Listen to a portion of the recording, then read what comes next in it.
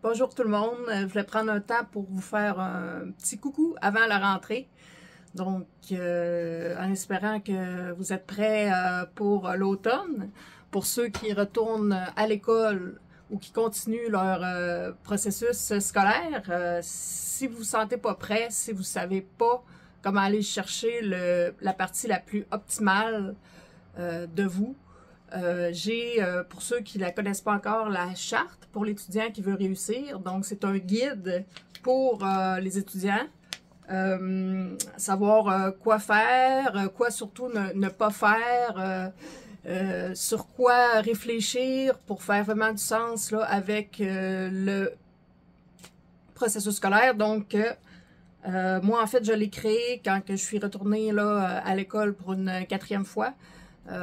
C'était lamentable avant, puis là, cette fois-là, c'était comme la dernière fois que j'essayais pour me sortir là, de la vie que j'avais. Donc, j'ai expérimenté beaucoup, puis finalement, j'ai créé là, ce mode-là, ce mode de vie pour étudiants, en fait.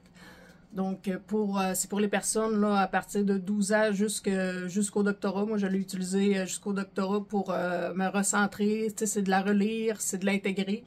Donc, je la présente aussi lors de mes conférences pour ceux là, qui seraient intéressés. J'ai encore de la place, quelques places là, pour cet automne. Ensuite aussi, je vous reparle là, du livre Non aux étiquettes. Donc, c'est pour les enfants entre 5 et 9 ans. C'est fait avec des petits bonhommes. Puis, c'est pour aider là, à l'école ou même dans la vie de tous les jours. Ça arrive souvent que les gens ils se fassent étiqueter, surtout les enfants. Puis, je trouve ça vraiment dommage là, que le voisin d'en face ou peu importe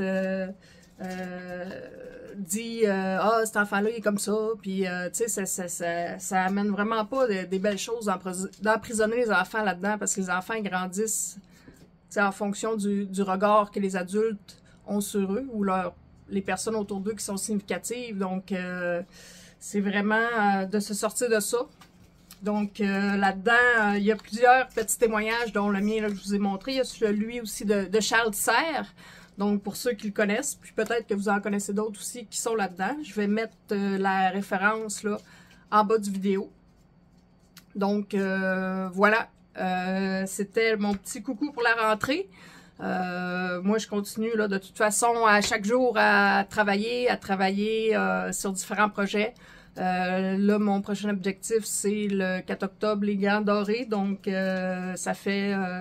je me prépare constamment à être la meilleure boxeuse qui soit. Donc, voilà. Si vous voulez commander des chartes, vous pouvez venir me parler par messagerie sans problème. Autrement, je vous souhaite une belle rentrée à tous. Puis, prenez soin de vous. À bientôt. Bye.